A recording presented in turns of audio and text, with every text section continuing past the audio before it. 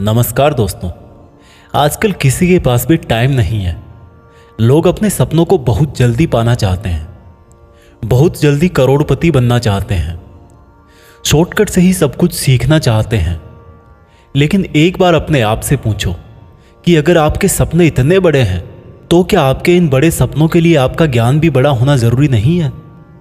क्या आपके मोटिवेशन का आधार बहुत स्ट्रांग नहीं होना चाहिए? आपने बहुत बार देखा होगा कि जब तक आप कोई मोटिवेशनल वीडियो देखते हो तब तक आप में जोश रहता है, लेकिन जैसे ही काम करना या पढ़ाई करना शुरू करते हो जोश पता नहीं कहाँ गायब हो जाता है। यह वीडियो थोड़ा लंबा है, लेकिन अगर आपने इसमें बताया गया रहस्य जान लिया तो ना तो आपको किसी और मोटिवेशनल वीडियो, किसी ज्ञान की ज़रूरत पड़ेगी और ना ही ऐसा कोई लक्ष्य होगा जो आज के बाद आप अपनी लाइफ में प्राप्त नहीं कर सको। लेकिन ये कैसे पॉसिबल होगा? इसके लिए आपको शांति से बैठ के, आंखें बंद करके इस वीडियो की पूरी बातों को जब तक समझ में ना आ जाए तब तक बार बार सुनकर अपनी थॉट्स में बिठा लेना चाहिए। और अगर आप इस वीडियो को बीच में छोड़ के जाना चाहते हो तो कृपा करके आप इसको अभी स्किप कर दें, क्योंकि अधूरा ज्ञान बिना ज्ञान से भी ज़्यादा खतरनाक होता है। और खुद भगवान श्री कृष्ण ने गीता में कहा है कि कभी भी उस इंसान को सेक्रेट ज्ञान जबरदस्ती नहीं देना चाहिए जो उसको लेना नहीं चाहता। तो दोस्तों, एक सवाल का जवाब दीजिए। इस पृथ्वी के सबसे पहले और इस पृथ्वी के ही नहीं बल्कि पूरे ब्रह्मांड के पास्ट, प्रेजेंट और फ्यूचर के सबसे महान मोटिवेशनल स्पीकर का नाम क्या है? जी हाँ, बांसुरी बजाने वाले भगवान कृष्ण, जिन्होंने आज की तारीख से ना जाने कितने ही युगों पहले महाभारत के युद्ध के मैदान में एक ऐसा ज्ञान दिया था जो आज 21वीं सदी की दुनिया पर, आज के लोगों की लाइफ स्टाइल पर भी एकदम सही बैठता है। और यह जानकर के बड़े बड़े लोग और रिसर्च करने वाले हैरान हो जाते हैं कि ऐसा कैसे हो सकता है। उस महाभारत के युद्ध के मैदान में दिए गए ज्ञान को पढ़कर Albert Einstein, Mahatma Gandhi, Swami Vivekananda, Annie Besant, Sunita Williams जैसे और ना जाने कितने लोगों ने भी अपना जीवन बदल लिया।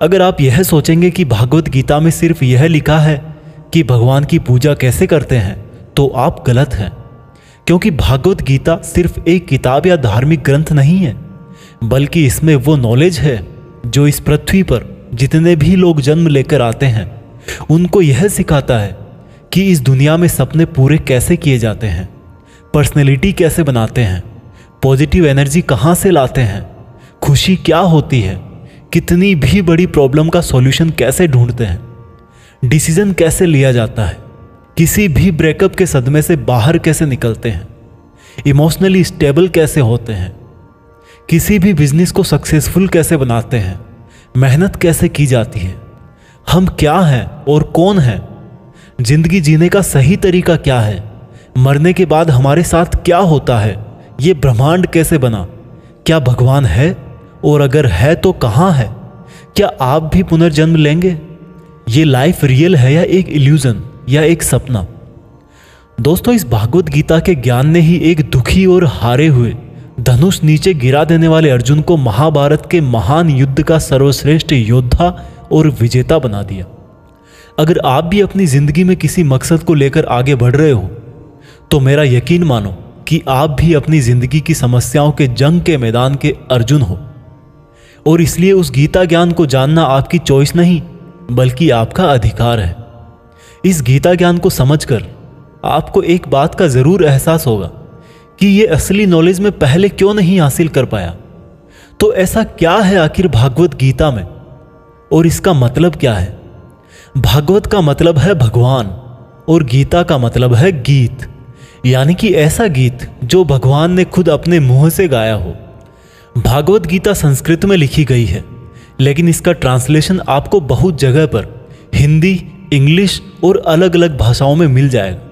वैसे तो भागवत गीता को जितना समझोगे उतना ही कम है, लेकिन फिर भी इस वीडियो में मैंने गीता के पूरे 18 अध्याय, 700 श्लोक पढ़कर उनको आज की जनरेशन के हिसाब से, स्टूडेंट के हिसाब से, बिजनेसमैन के हिसाब से, अपने करियर में, अपनी लाइफ में, अपने रिलेशनशिप में और अपनी प्रॉब्लम्स में कैसे यूज करते हैं वह बताया है। दोस्तों, मैं यहाँ पर पूरे 18 चैप्टर कवर करूँगा और कोई भी चैप्टर शुरू करने से पहले मैं आपको यह बताऊंगा कि उसमें आप क्या सीखने वाले हो। फिर उस चैप्टर को शॉर्ट में समझाऊंगा और उसके बाद उससे सीखने वाली चीज़ों को डिटेल में समझाऊंगा। अगर आपको यह जानना है कि आखिर भगवान को खुद ज्ञान देने की जरूरत क्यों पड़ी, ये पांडव और कौरव कौन थे और इस महाभारत के युद्ध की शुरुआत कैसे हुई, तो आप मुझे नीचे कमेंट्स में बता सकते हैं।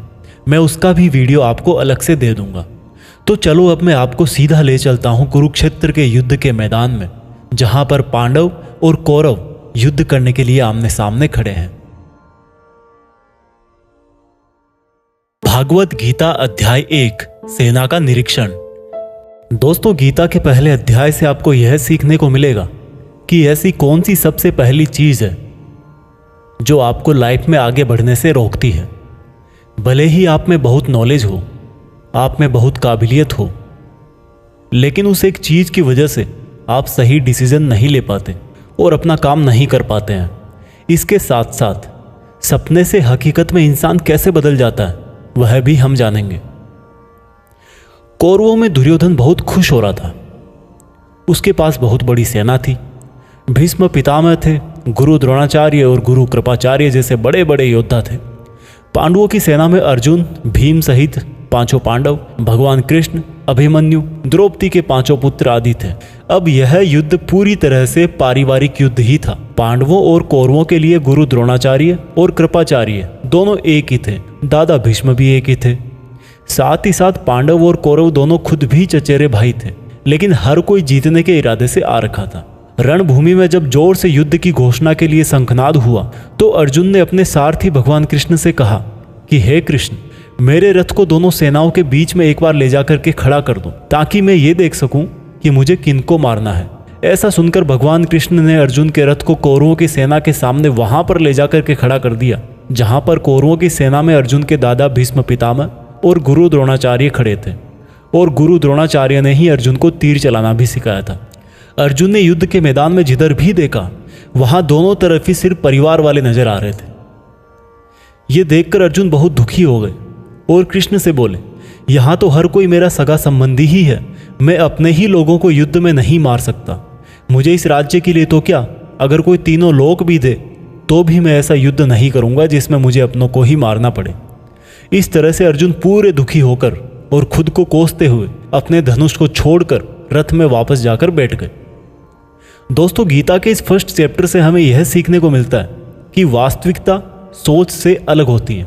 हमें नहीं पता होता है कि जब हम कोई काम करने का इरादा लेकर जा रहे होते हैं तो वहां पर क्या हो सकता है।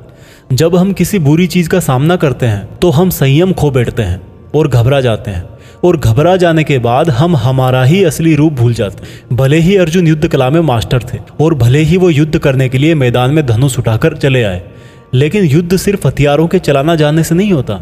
उसके लिए इरादे भी चाहिए होते हैं, इमोशनल स्टेबिलिटी चाहिए होती है। मैदान में आकर अर्जुन को अपनी ड्यूटी से ज़्यादा फैमिली और गुरुओं से मोह हो गया और उससे फिर वो दुखी हो गए। वो युद्ध करने का डिसीजन नहीं ले पाए। इससे यह भी सीखने को मिलता है कि जिंदगी में हमें हमारा कर्म करने से सबसे पहले रोकने वाला कोई होता है तो वो है हमारा मोह, यानी कि अटैचमेंट। आप सुबह जल्दी उठ सकते हो, लेकिन आपको नींद और आलस्य का मोह होता है।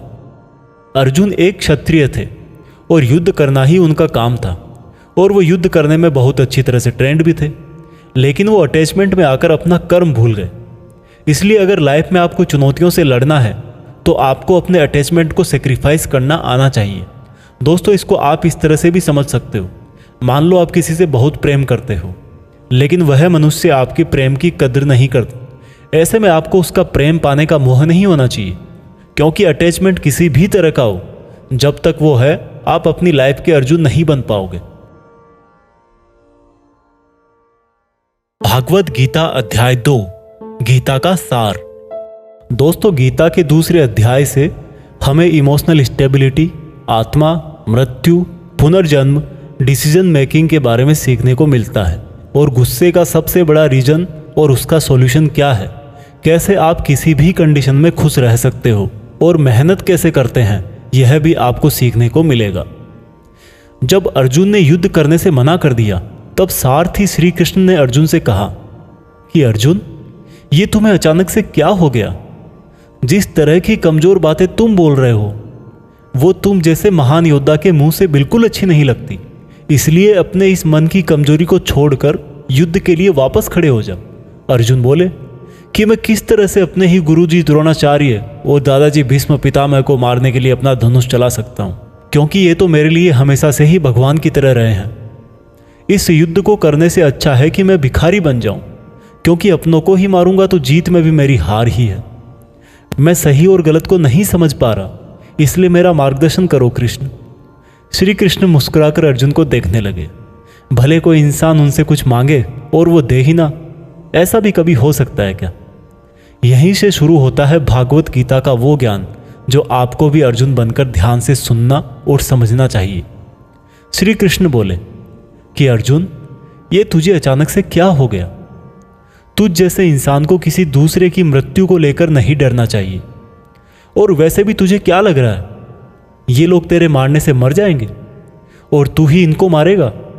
इन सब लोगों का और तुम्हारा भी पिछला जन्म भी था और अगला जन्म भी होगा। इसलिए जैसा तुम सोचकर दुखी हो रहे हो वह ज्ञान तुम्हारा अधूरा है। और रही बात इनकी मृत्यु का तुझे पाप लगने की, तो ये समझ ले, इनको मारने वाला तू नहीं बल्कि मैं हूं। तू तो इनकी मौत का सिर्फ एक कारण है, और ये लोग मरने के बाद भी मेरे ही पास आएंगे, क्योंकि ये लोग शरीर नहीं है बल्कि आत्मा है, और आत्मा को किसी भी तरह से नष्ट नहीं किया जा सकता। आत्मा तो अगले जन्म के लिए इस शरीर को उसी तरह से छोड़ देती है जिस प्रकार से तुम अपने पुराने कपड़े बदलकर नए पहनते हो। हे अर्जुन, जन्म देने वाला और मारने वाला मैं ही हूं। और ये बता, क्या तू किसी मरे हुए इंसान को जिंदा कर सकता है? अगर तू मरे हुए को जीवन नहीं दे सकता तो जीवित को भी नहीं मार सकता, क्योंकि जीवन देने वाला भी मैं हूं और मारने वाला भी मैं हूं, और इनकी मौत मैंने तेरे ही हाथों लिखी है। और अर्जुन, अगर तुझे ऐसा लगता है कि आत्मा भी मरती है तो ये जान ले कि आत्मा जैसे जन्म लेकर मरती है वैसे ही मरने के बाद प्रकृति का चक्कर पूरा करने के लिए उसको फिर से जन्म लेना पड़ेगा। इस प्रकार से भी आत्मा नष्ट नहीं हुई, और जब प्रकृति ऐसे ही चलती है तो भला तू इसका जिम्मेदार कैसे हुआ? अर्जुन, जिस क्षत्रिय को जीवन में युद्ध करने का अवसर प्राप्त होता है वो ना केवल भाग्यशाली है बल्कि उसका तो धर्म और कर्म ही युद्ध करना है। और अगर तूने ये युद्ध नहीं किया तो इसका मतलब यह होगा कि तूने अपना धर्म और कर्म अच्छी तरह से नहीं निभाया, और इसलिए तेरे नाम के साथ कलंक जुड़ जाएगा। और तेरे जैसे अर्जुन के लिए तो कलंक उसकी मौत से भी बड़ा है। जो लोग तुझे बहुत सम्मान दिया करते थे वही लोग तेरी बहुत बुराइयां करेंगे, तेरी वीरता पर सवाल उठाएंगे।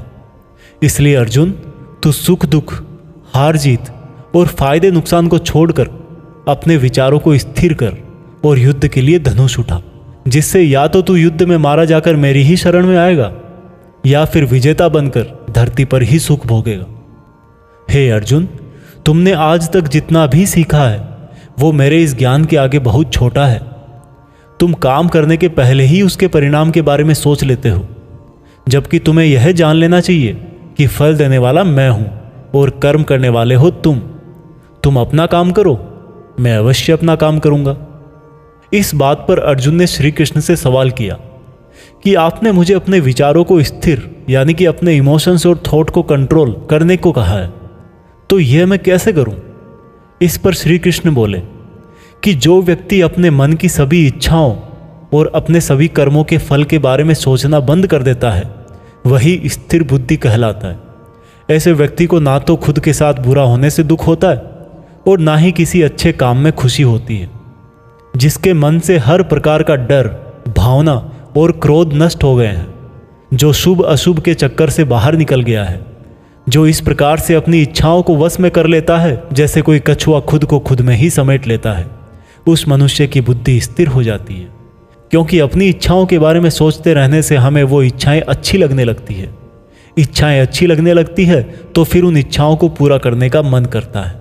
जब उन इच्छाओं को पूरा करने में कोई रुकावट आती है तो फिर हमें गुस्सा आता है, और गुस्सा आने से इंसान पागल हो जाता है, और फिर वो अपना कर्म और धर्म भूलकर खुद ही अपनी स्थिति से नीचे गिर जाता है। परंतु अगर कोई अपनी इच्छाओं को वश में करके उनका गुलाम नहीं होता तो उसका अंतर्मन शुद्ध रहता है और उसके दुख का अंत हो जाता है। और जब उसके सब दुख ही समाप्त हो जाते हैं तो उसकी बुद्धि स्थिर हो जाती है। परंतु जिसकी इच्छाएं और कामनाएं उसके मन से नहीं जाती है वो मनुष्य कभी शांति नहीं पाता, और जब शांति ही नहीं पाएगा तो वो खुश कैसे रहेगा भला।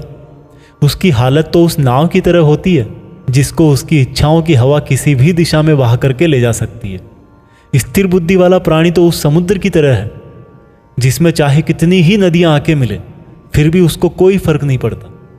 और इसी तरह का स्थिर बुद्धि वाला प्राणी मृत्यु के बाद मेरी ही शरण में आता है। दोस्तों, अब आते हैं इस चैप्टर के मीनिंग पर।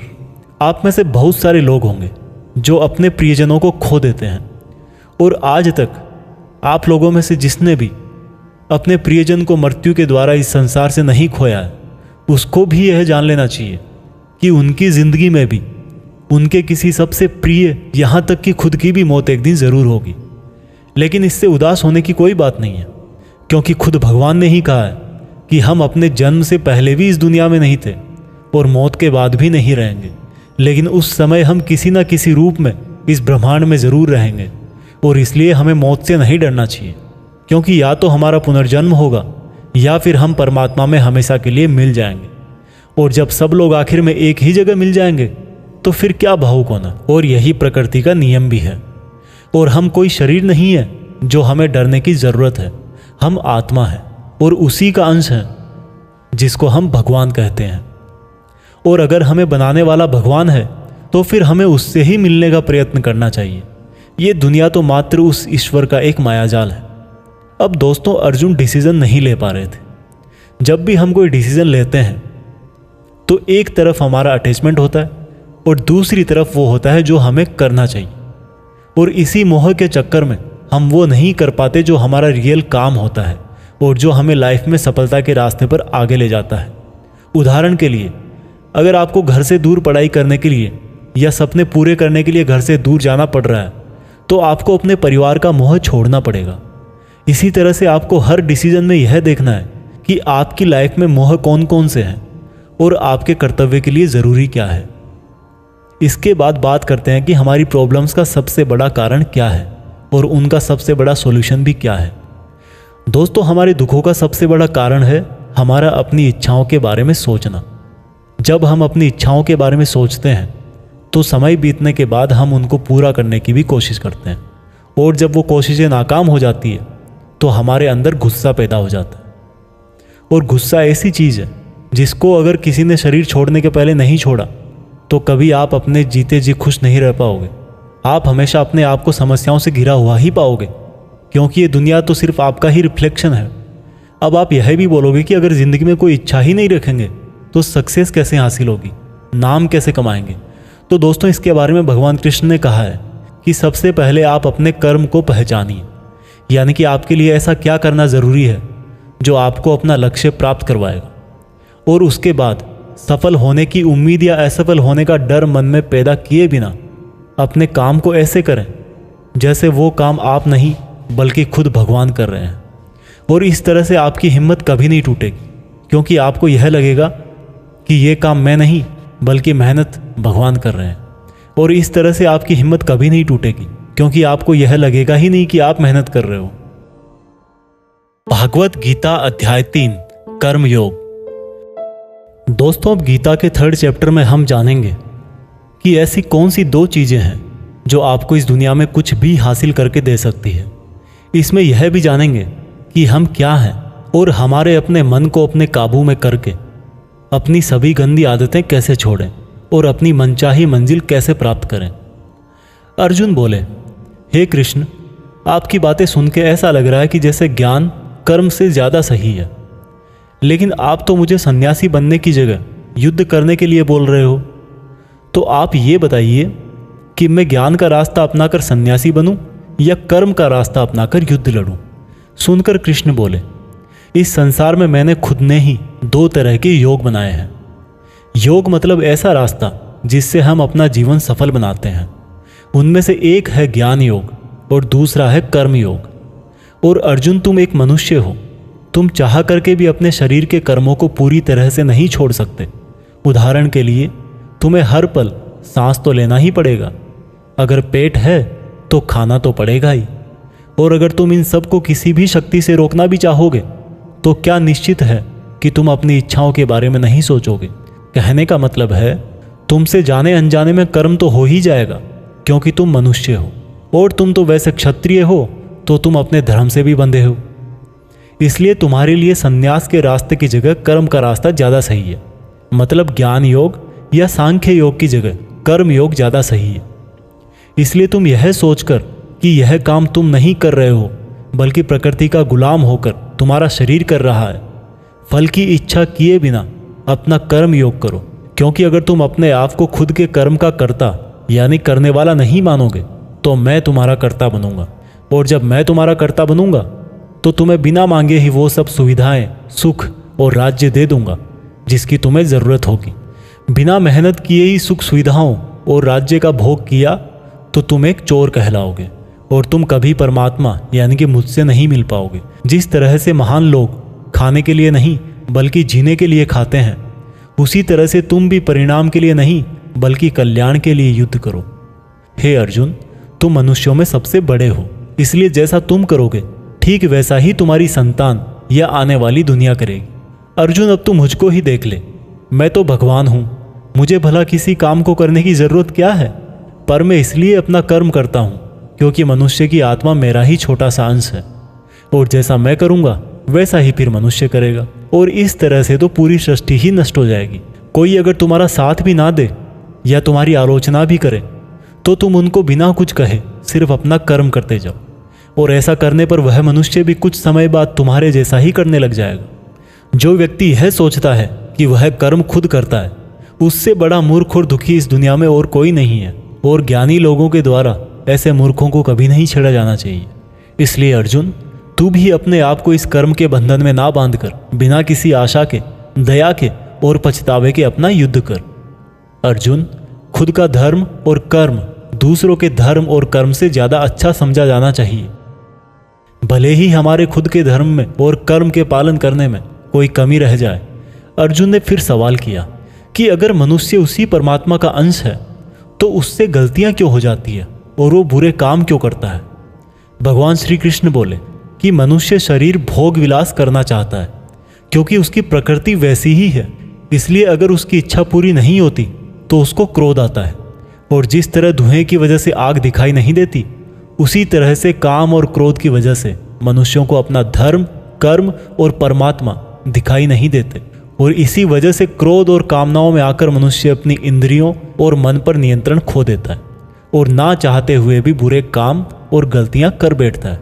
अर्जुन, तू हमेशा याद रखना, इस शरीर से ज़्यादा शक्तिशाली है इसकी इंद्रियां, इंद्रियों से ज़्यादा शक्तिशाली है मन, मन से शक्तिशाली है बुद्धि, और बुद्धि से ज़्यादा शक्तिशाली हो तुम यानी कि तुम आत्मा। इसलिए अर्जुन, तू अपनी आत्मा से अपनी बुद्धि को वश में कर। बुद्धि मन को वश में करेगी, मन इंद्रियों को वश में करेगा, और इंद्रियां शरीर को यानी कि तुम्हारे बुरे कर्मों को। दोस्तों, अब श्री कृष्ण की कही गई बातों को हम आज की लाइफ के हिसाब से समझते हैं। देखो, इस दुनिया में रिजल्ट दो ही चीज़ों से आते हैं, ज्ञान और कर्म, मीन्स नॉलेज और एक्शन, लेकिन दोनों अलग अलग हैं। आज की दुनिया में हम दोनों चीज़ों को आपस में रिलेट करके देखेंगे। हमारे लिए नॉलेज भी उतना ही ज़रूरी है जितना एक्शन। नॉलेज का मतलब यह नहीं है कि आप सिर्फ एग्ज़ाम पास करने के लिए सिलेबस को रटते हो, बल्कि नॉलेज का मतलब यह है कि आप सबसे पहले ये जानो कि आपके गोल्स क्या हैं, आपकी कैपेबिलिटीज़ और आपके इश्यूज़ क्या क्या हैं, और इन सब को मिलाकर गोल्स तक पहुंचने की आपकी प्लानिंग क्या है। ये है आपका नॉलेज यानी कि ज्ञान योग। इसके अलावा आपको एक और चीज़ जाननी चाहिए कि मेरे भाई, आप शरीर नहीं हो, आप एक आत्मा हो। आपकी आत्मा यानी आप खुद अपने इमोशंस, अपनी थॉट्स और अपनी एक्टिविटीज़ से बहुत ऊपर हो। और अगर आप ऐसा सोचोगे तो मैं दावे के साथ कह सकता हूँ, आप 99% नहीं बल्कि 100% अपनी प्रॉब्लम से ऊपर उठ जाओगे। इसके बाद इस चैप्टर में दूसरा रास्ता बताया गया है कर्म योग, यानी कि आपके शरीर के एक्शंस के लिए भगवान ने ये बोला है कि हमें कभी यह नहीं सोचना चाहिए कि काम हम कर रहे हैं, और जब हम ये सोचेंगे कि काम नहीं कर रहे तब इसके दो फायदे होंगे। एक तो ये कि आप अपनी मेहनत के रिजल्ट को लेकर टेंशन में नहीं रहोगे, और दूसरा ये कि आप इमोशनली स्टेबल होकर अपनी बेस्ट मेहनत कर पाओगे।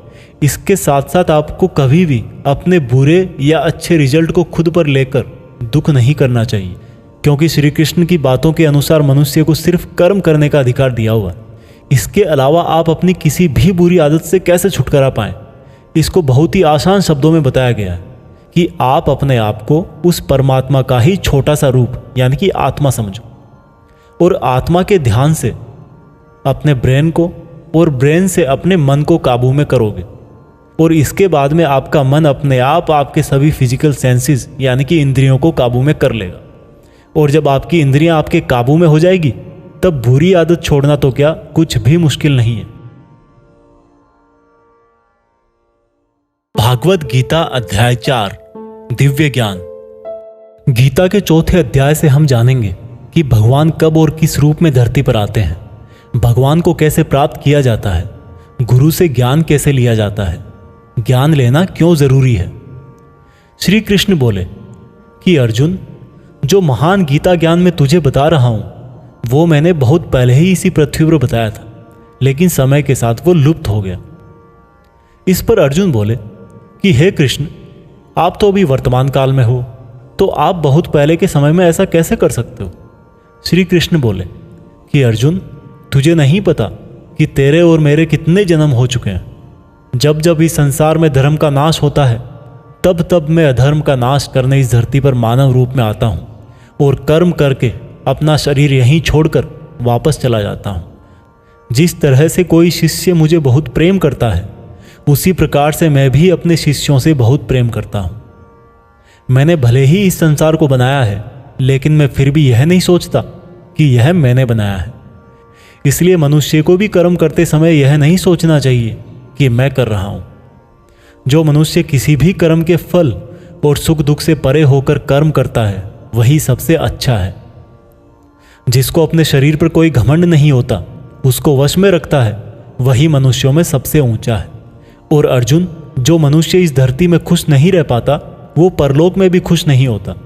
इसलिए किसी भी मनुष्य को अपने गुरु को पहचान कर, अपनी इंद्रियों को जीत कर, अपना लालच छोड़कर उनकी सेवा करके उनसे वह ज्ञान सीखना चाहिए जिससे बड़े बड़े पापी भी मेरी शरण में आ जाते हैं। जिस तरह से आग सूखी लकड़ियों को जला देती है, उसी तरह से गुरु से सीखा हुआ ज्ञान भी हर अज्ञान को मिटा देता है। हमेशा कर्म करने वाला और हमेशा मुझ में श्रद्धा रखने वाला ही मुझको प्राप्त कर पाता है। इसलिए जिसने भी कर्म योग से सभी कर्मों को और खुद को अकर्ता मानते हुए परमात्मा को अर्पण कर दिए हैं, ऐसे मनुष्य को उसके कर्म कभी नहीं बांधते। इसलिए अर्जुन, तू भी मेरे इस दिए हुए ज्ञान से यह समझ कि कर्म तू नहीं बल्कि मैं कर रहा हूँ। दोस्तों, इस चौथे चैप्टर में यह साफ कहा गया है कि जब भी धरती पर मानवता का नाश होता है और नेगेटिव एनर्जी लोगों में ज़्यादा होती है, तब तब भगवान किसी भी रूप में आकर धर्म को फिर से स्थापित करते हैं। इसमें यह भी बताया गया है कि अगर किसी से आपको कुछ सीखना है तो सबसे पहले आपके मन में उसके प्रति रेस्पेक्ट होनी चाहिए, कोई लालच नहीं होना चाहिए और बुरी भावना भी नहीं होनी चाहिए। और ये नॉलेज लेना और सीखना हमारे लिए ज़रूरी क्यों है? क्योंकि हम चाहे किसी भी फील्ड में हो, ऑब्वियस सी बात है कि हमें उस फील्ड के गुरुओं से ज्ञान तो लेना ही पड़ेगा। और ज्ञान ऐसा तरीका है जो इस लाइफ में आपके टारगेट से और उस लाइफ में आपके परमात्मा से मिला सकता है। भागवत गीता अध्याय 5 कर्म संन्यास योग। भागवत गीता के 5वें चैप्टर में हम जानेंगे कि अपने गोल्स को कैसे प्राप्त किया जाता है और किस तरह से हमारा शरीर हमको आलस में बांधने की कोशिश करता है। अर्जुन बोले, हे श्री कृष्ण, मैं अभी भी यह नहीं समझ पा रहा हूं कि मेरे लिए कर्म ज्यादा अच्छा है या कर्मों से संन्यास। श्री कृष्ण बोले, देखो अर्जुन, भले ही संन्यास और कर्म दो अलग अलग रास्ते हों, लेकिन दोनों की मंजिल एक ही है और वो है भगवान। जो व्यक्ति अपने मन को भटकने नहीं देता, जो कर्म करके भी यह समझता है कि कर्म उसने नहीं बल्कि परमात्मा ने किया है, और जो सभी जीव जंतुओं को उसी परमात्मा का हिस्सा मानता है, वह मनुष्य मरने के बाद परमात्मा में ही मिल जाता है। महान पुरुष अपना हर काम खुद के विचारों को साफ करने और दूसरों का कल्याण करने के लिए ही करते हैं। परमात्मा कभी भी मनुष्यों को बुरा काम करने के लिए नहीं उकसाता, बल्कि लोग खुद ही अपने क्रोध और मोह में आकर बुरे कर्मों के साथ साथ उनके फलों का भी निर्माण करते हैं। मैं तो बस उनका फल उन्हीं को वापस देता हूं। इस शरीर को चाहे कितना ही सुख दे दो, उसकी इच्छाएं तब भी पूरी नहीं होती। इसलिए अर्जुन, तेरे जैसे बुद्धिमान व्यक्ति को शरीर की इच्छाओं में मन नहीं लगाना चाहिए। इस संसार का असली योगी तो वो है जिसने अपने शरीर का नाश होने से पहले अपने क्रोध का नाश कर लिया हो, जो संपूर्ण प्राणियों का हित करता है, जिसका मन किसी भी कर्म में नहीं बंधता और जो अपने भटकते हुए मन को एक जगह केंद्रित करके परमात्मा को याद करता है, वही व्यक्ति सुखी भी है और परमेश्वर सहित सबका प्यारा भी। हे अर्जुन, ये इंद्रियां, मन, बुद्धि, इच्छा, आशा, डर और क्रोध ही तेरे दुश्मन हैं। इनका त्याग कर। दोस्तों, हमारी बॉडी यानी कि शरीर हमेशा रिलैक्स रहना चाहता है, क्योंकि बाय नेचर शरीर एक निर्जीव चीज ही है अगर उसमें आत्मा ना हो तो। लेकिन हम यह सोच लेते हैं कि मैं तो शरीर हूं, ये मेरी आंखें हैं, ये मेरे हाथ हैं और अब मेरा शरीर मुझे सोने के लिए बोल रहा है। तो इसका मतलब यह है कि आपका शरीर आपकी बुद्धि पर भारी पड़ चुका है। इसलिए आपको यह समझना होगा कि आप आत्मा हो और इस शरीर को आप अपनी बुद्धि से जिस तरह चलाना चाहोगे वह वैसा ही चलेगा। दोस्तों, जो रास्ते भागवत गीता में बताए जा रहे हैं वह मनुष्य को परमात्मा से मिला देते हैं। और अगर आप इन सब बातों को अपनी लाइफ में उतारोगे तो आप अपने सपनों को तो आसानी से हासिल कर ही लोगे। जैसे कि कहा गया है कि भगवान की प्राप्ति के लिए मन को वश में करना बहुत ज़रूरी है, ठीक उसी प्रकार से आपको अपनी लाइफ में भी मंजिल हासिल करने के लिए मन को वश में करना बहुत ज़रूरी है। भागवत गीता अध्याय 6 ध्यान योग। भागवत गीता के 6ठे अध्याय में हम जानेंगे कि एक योगी क्या होता है और योगी कैसे बनते हैं। यानी कि आज की लाइफ में बोले तो वह इंसान जो अपनी लाइफ में कुछ बड़ा करना चाहता है। इसके साथ साथ हम यह भी जानेंगे कि क्या होगा अगर आपने इस जीवन में बहुत मेहनत करी लेकिन फिर भी आपकी डेथ होने से पहले आपका सपना पूरा नहीं हुआ। श्री कृष्ण बोले, केवल अपने सांसारिक कर्मों को त्यागने वाला ही योगी नहीं होता, बल्कि जो व्यक्ति करने योग्य सब काम को करता हुआ उनके फल का लालच नहीं करता, वही असली योगी कहलाता है। जो व्यक्ति अपने मन को जीत लेता है तो उसके लिए इस संसार में और कुछ भी जीतना जरूरी नहीं होता, और जिसका मन इधर उधर भटकता रहता है उसके लिए इस संसार में कुछ भी पाना आसान नहीं होता, क्योंकि हमारा गुलाम मन हमारा मित्र होता है और अगर हम उसके गुलाम बन जाते हैं तो वो हमारा सबसे बड़ा शत्रु बन जाता है। जो व्यक्ति अपने मन के और संसार के किसी भी विचार, वासना या वस्तु से मोहित नहीं होता और जो मित्र, दुश्मन, महात्मा, पापी, जीव जंतु आदि के प्रति समान दया भाव रखता है, वही योगी की असली निशानी होती है अर्जुन। और जब इस तरह का योगी भाव आने लगे तो बिना किसी आशा के, बिना किसी भय के अपने मन को मित्र बनाकर मेरा ध्यान करना चाहिए। ऐसा योगी नींद और भोजन भी उतना ही करता है जितना आवश्यक हो। ऐसा योगी उसी तरह से अपने वचन पर स्थिर रहता है जैसे पूरी तरह रुकी हुई हवा में दीपक की लौ होती है। जब जब भी उसका मन भटके तब तब उसको उस इच्छा को वश में करके फिर से मन को केंद्रित करना चाहिए। और जब योगी इस संपूर्ण ध्यान की अवस्था में आ जाता है तो बड़े से बड़ा दुख भी उसको उसके स्थान से नीचे नहीं गिरा सकता। अर्जुन ने कहा, मगर हे कृष्ण, यह मन बहुत ही चंचल और हठीला है। इसको एक जगह पर रोकना हवा को एक जगह पर रोकने की तरह बहुत मुश्किल है। श्री कृष्ण बोले, हाँ, यह सत्य है कि मन को वश में करना बहुत कठिन है, लेकिन यह भी जान लो कि बार बार योगाभ्यास और आत्मविश्वास से असंभव को संभव बनाया जा सकता है। अर्जुन ने फिर पूछा कि हे कृष्ण, अगर कोई योगी इस तरह से ध्यान केंद्रित करके योग करे, लेकिन अगर अंतिम समय में किसी कारणवश उसका मन भागने लगे तो क्या उसकी पूरी मेहनत शून्य हो जाएगी? श्री कृष्ण बोले, नहीं अर्जुन, निरंतर परमात्मा की तरफ बढ़ना हर आत्मा का अधिकार है।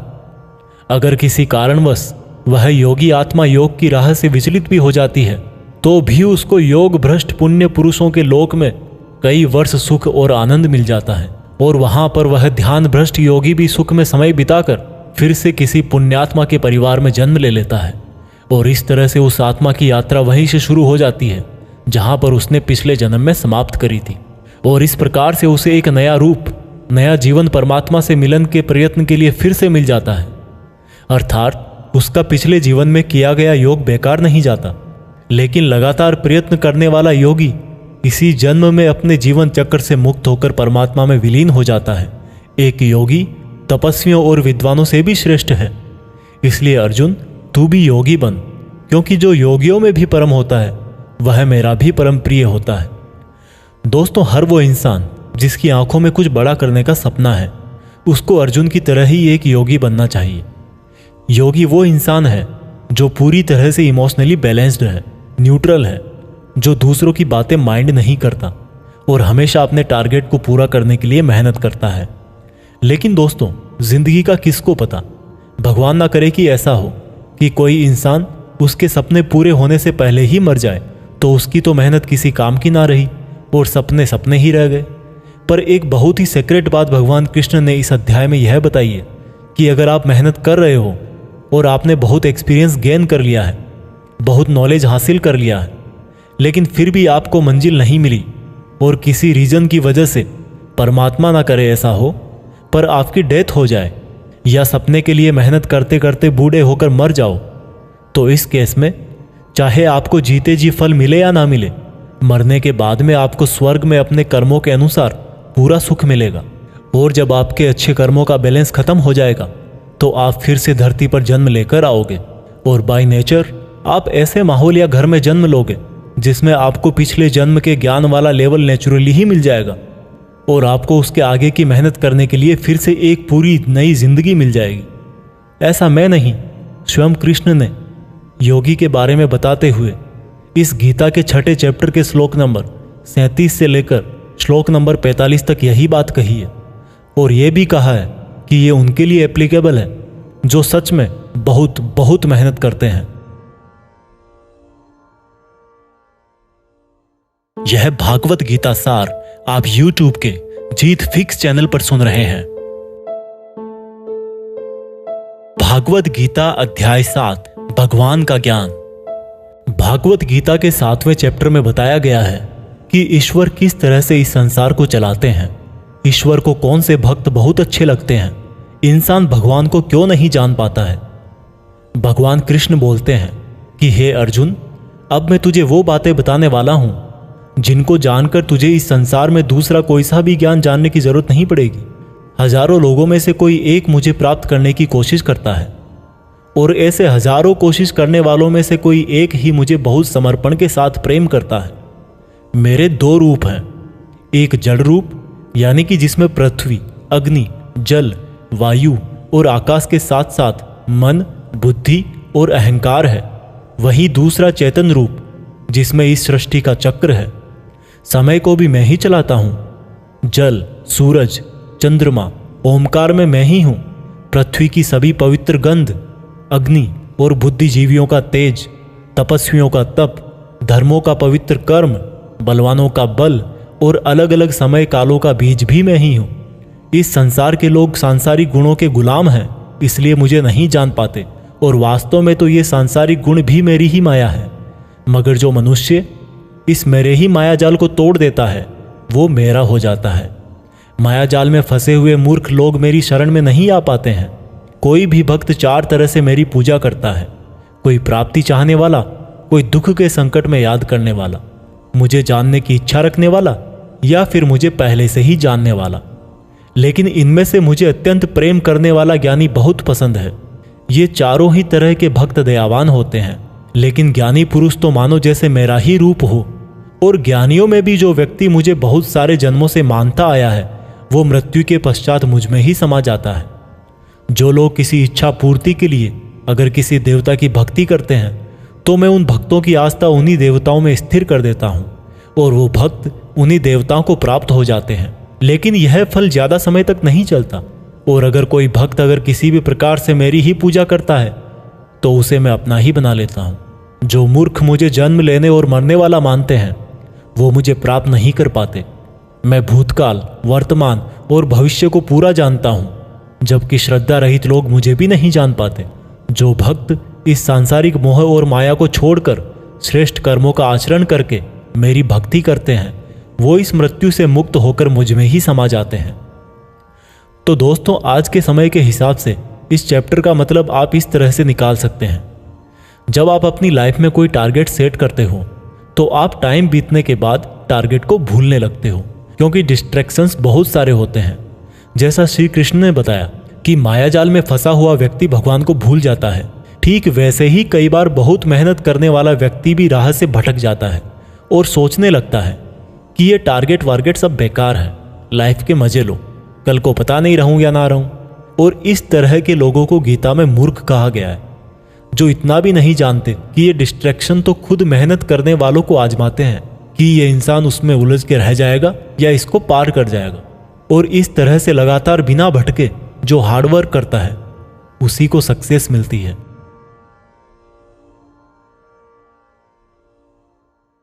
भागवत गीता अध्याय 8 भगवान की प्राप्ति।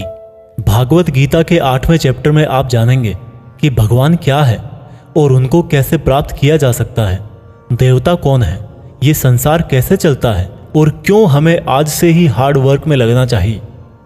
अर्जुन बोले, हे कृष्ण, ये परम ब्रह्म क्या है, आध्यात्म क्या है, कर्म क्या है, ये संसार क्या है और ये देवता कौन है, इस संसार का फैसला कौन करता है और कोई योगी आपको कैसे पहचानता है।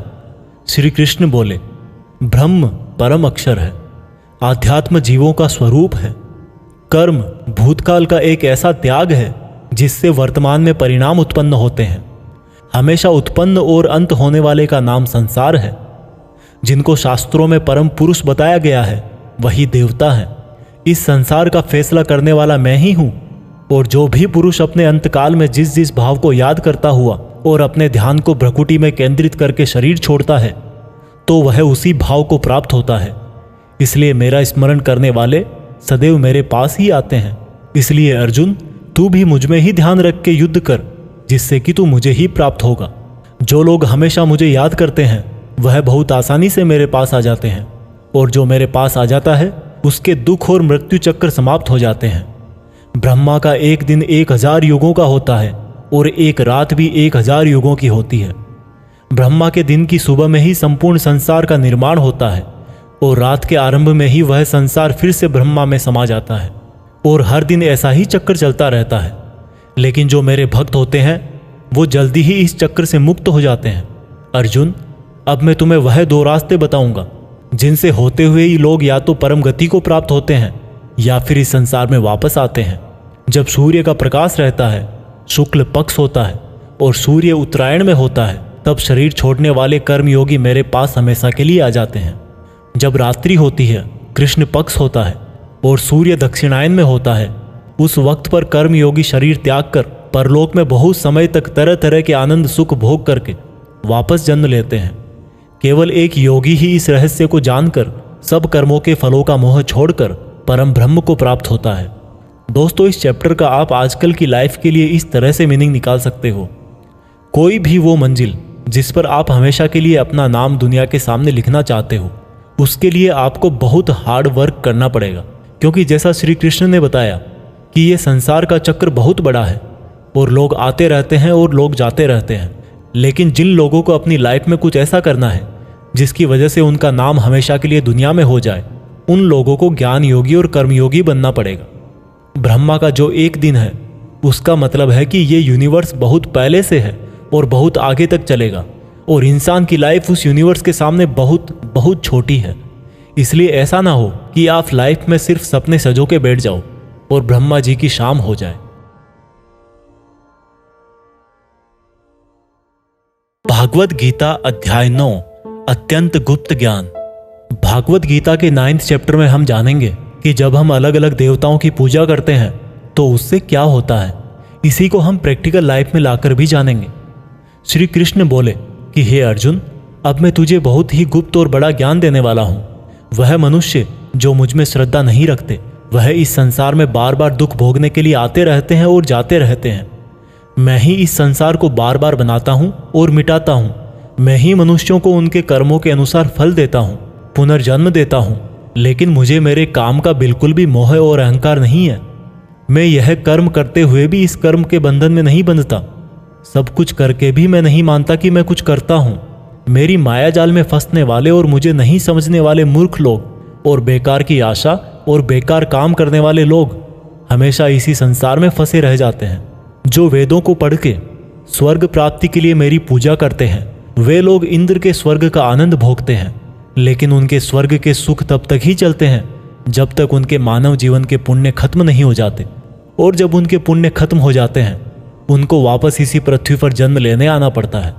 किंतु जो मुझ में मतलब परमेश्वर को ही सब कुछ मानकर अपने कर्म फल को त्याग कर निरंतर प्रेम करते हैं, मैं उनकी ना केवल सभी आवश्यकताएं पूरी करता हूँ बल्कि उन्हें सदा के लिए मेरी शरण में भी लेता हूँ। देवताओं को पूजने वाले देवताओं के पास, पितरों को पूजने वाले पितरों के पास, राक्षसों को पूजने वाले राक्षसों के पास और मुझे मानने वाले सदा मेरे पास ही आते हैं। देवताओं, पितरों और भूतों को पूजने वालों का ज्ञान सीमित होता है और उनको फिर से इस मृत्युलोक में आना पड़ता है। इसलिए अर्जुन, तू भी अगर कुछ खाए, दान करे, तप करे और कर्म करे तो मुझ में ही अर्पण करके करना। इस प्रकार से तू मुझको ही प्राप्त हो जाएगा। मेरे लिए प्रिय और अप्रिय सब बराबर हैं। यहाँ तक कि अगर कोई बहुत ही दुराचारी हो, चाहे स्त्री पुरुष हो, चाहे राजा या भिखारी भी हो, तो वह भी मुझ में आसक्त होकर इस भवसागर से तर जाता है। इसलिए अगर तू भी मुझ में समर्पित रहेगा तो मुझे ही प्राप्त करेगा। दोस्तों, जैसा कि श्री कृष्ण ने कहा कि जो जिसकी पूजा करता है मैं उसको उसी से जोड़ देता हूँ। दोस्तों, इस बात का बहुत गहरा मीनिंग है। हम जिस तरह के इंसान के साथ समय बिताएंगे, टाइम बीतने के बाद में हमारी थॉट्स पर भी उसका असर हो सकता है। इसलिए निगेटिव थॉट्स वाले लोगों से दूर रहना चाहिए और जो लोग पॉजिटिव रहते हैं, जिनकी जिंदगी में कुछ करने का मकसद है, उनकी रेस्पेक्ट करनी चाहिए। क्योंकि आज भले ही वो कुछ ना हो, लेकिन जैसा भगवान ने कहा कि जैसी भावना वैसा नतीजा, तो उस प्रकार से सही रास्ते पर चलने वाले एक दिन मंजिल तक पहुंच ही जाते हैं। भागवत गीता अध्याय 10, भगवान की महिमा। भागवत गीता के 10वें चैप्टर में आप भगवान के द्वारा यह जानेंगे कि क्या भगवान का कोई रूप है, भगवान कहाँ कहाँ किस किस रूप में रहते हैं। वैसे तो आपने बहुत बार सुना है कि भगवान ऐसे हैं, भगवान वैसे हैं, यहाँ है, वहाँ है, हर जगह है, पर इसको हम ज़रा बारीकी से जानेंगे और मैं आपको यह भी बताऊंगा कि क्या इंसान के लिए भगवान को पूरा जानना संभव है। श्री कृष्ण बोले, अर्जुन, तू मेरा सच्चा मित्र है और मुझसे प्रेम करता है, इसलिए अब मैं तुझे मेरे बारे में बताता हूँ। मेरे जन्म को कोई नहीं जानता, लेकिन जो यह जानता है कि मैं कभी नहीं जन्म लेने वाला और कभी नहीं मरने वाला हूँ, वही सबसे बड़ा ज्ञानी है। ज्ञान और मूर्खता, सत्य और झूठ, सुख और दुख, मन और बुद्धि, रचना और नाश, कीर्ति और अपमान सहित सभी भाव वास्तव में मैं ही तो हूँ। इस संसार में जहाँ जहाँ जिसकी भी पूजा होती है वह वास्तव में मैं ही हूँ। जो लोग मुझ में मन और प्राणों को अर्पण करते हैं, उनके ज्ञान के अंधकार को मैं ही ज्ञान के उजाले से रोशन करता हूँ। इस पर अर्जुन बोले कि हे कृष्ण, आपने जो अभी तक खुद के बारे में बताया है उन सब बातों को मैंने मान लिया है, लेकिन आपकी बातें मेरा और ज़्यादा मन मोह रही है। हालांकि आप ही खुद को पूरी तरह से जानते हैं, लेकिन फिर भी मैं आपको किस तरह से मानूं और अपनी शक्तियों और महिमाओं के बारे में भी बताइए। इस पर श्री कृष्ण बोले कि अर्जुन, वैसे तो मेरे विस्तार का कोई अंत नहीं है, लेकिन फिर भी मेरी जो भी जानकारी तेरे लिए जानना जरूरी है उससे मैं तुझे बताऊंगा। अर्जुन, सभी समय मुझसे ही बने हैं, भूत, वर्तमान और भविष्य भी मैं ही हूँ। मैं ही विष्णु, सूर्य और चंद्रमा हूँ। वेदों में सामवेद, देवों में इंद्र और इंद्रियों में मन, जीवों में आत्मा, पर्वतों में सुमेर, रुद्रों में शंकर, वसुओं में अग्नि और धन दौलत में कुबेर भी मैं ही हूँ। जल में समुद्र, ग्रहों में बृहस्पति, अड़े रहने वालों में पहाड़, देवर्षियों में नारद, पेड़ों में पीपल, हाथियों में एरावत, मनुष्यों में राजा, गायों में कामधेनु, सर्पों में सर्पराज, नागों में शेषनाग, राजाओं में यमराज, गणनाओं में गणित, पक्षियों में गरुड़, योद्धाओं में श्रीराम, समुद्र में मगरमच्छ, नदियों में गंगा, विद्याओं में ब्रह्म विद्या, विवादों का निर्णय, अक्षरों में ओम, कालों का महाकाल, मंत्रों में गायत्री, महीनों में मार्गशीर्ष, ऋतुओं में बसंत भी केवल मैं ही हूँ।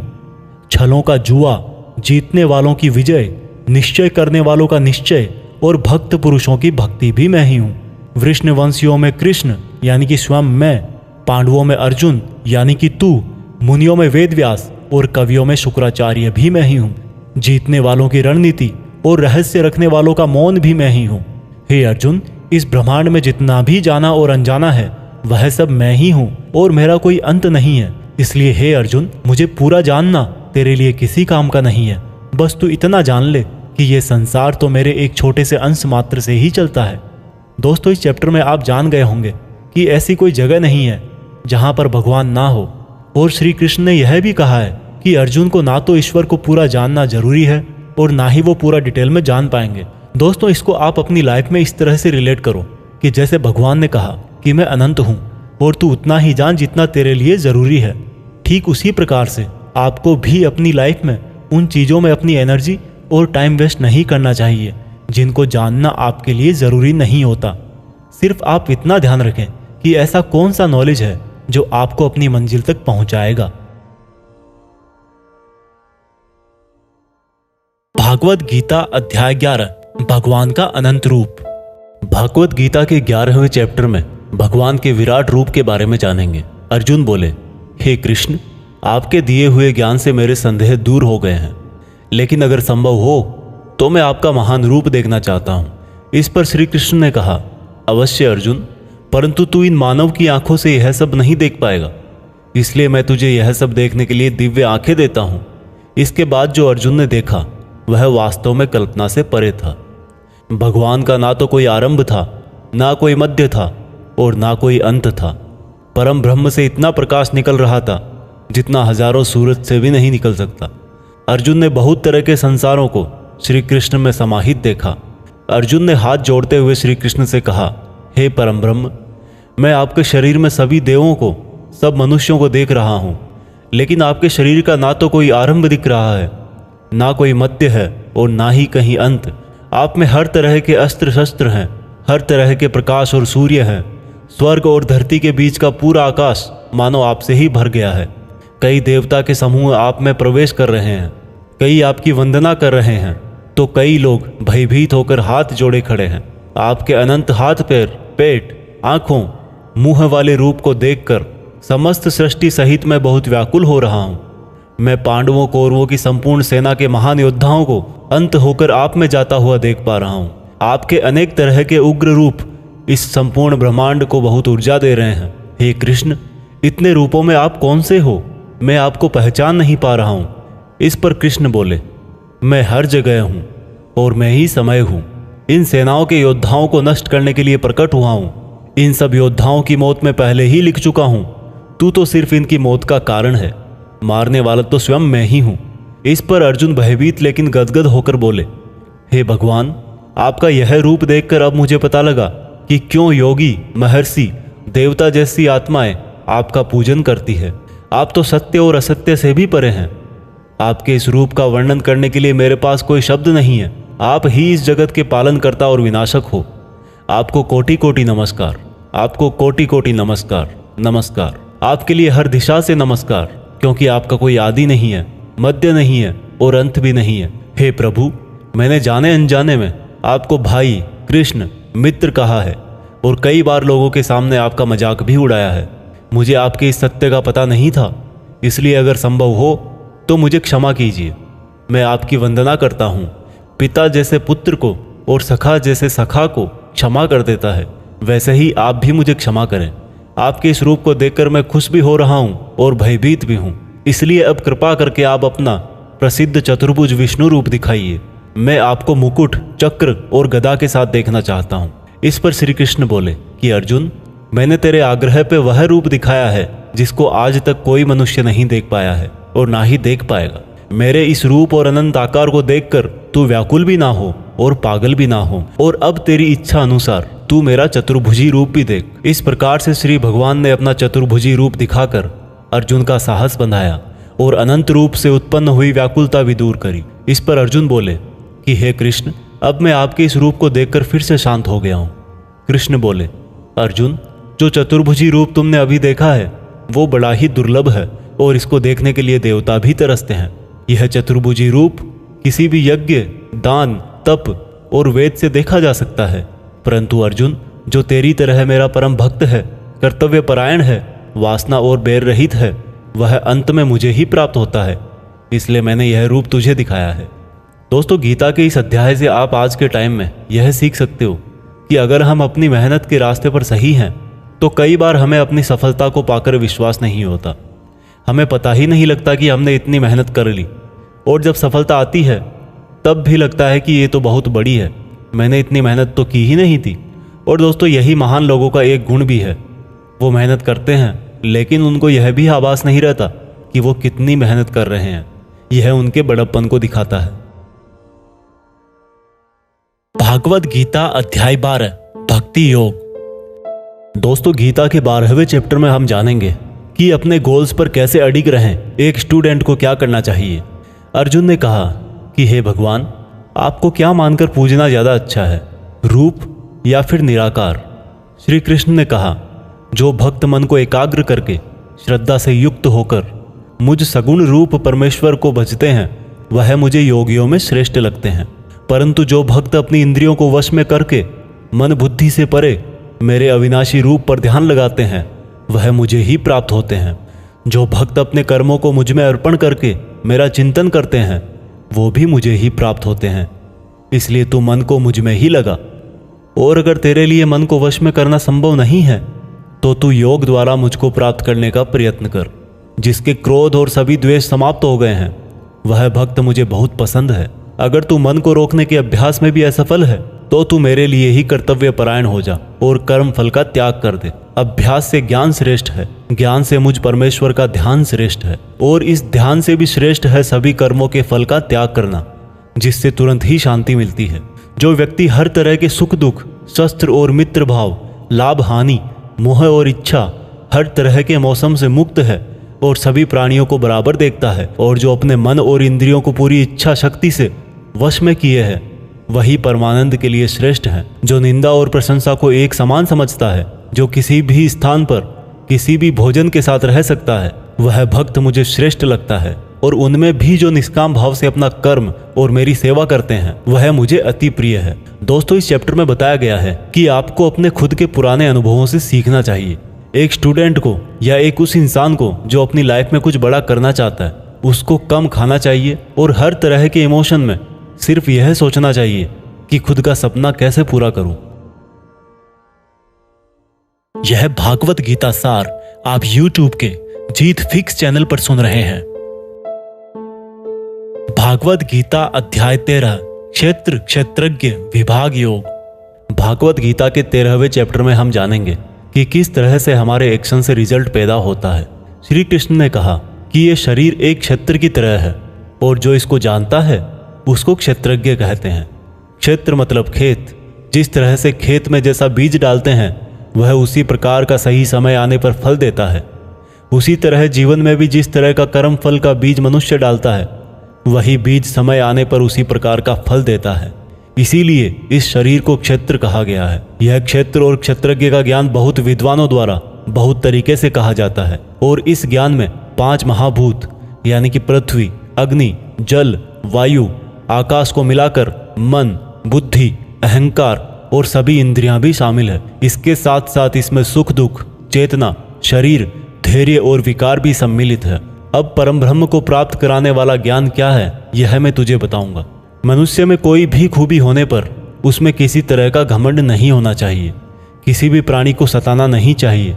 दूसरों के प्रति क्षमा भाव होना चाहिए। गुरु की सेवा की जानी चाहिए। मन और वाणी में सरलता होनी चाहिए।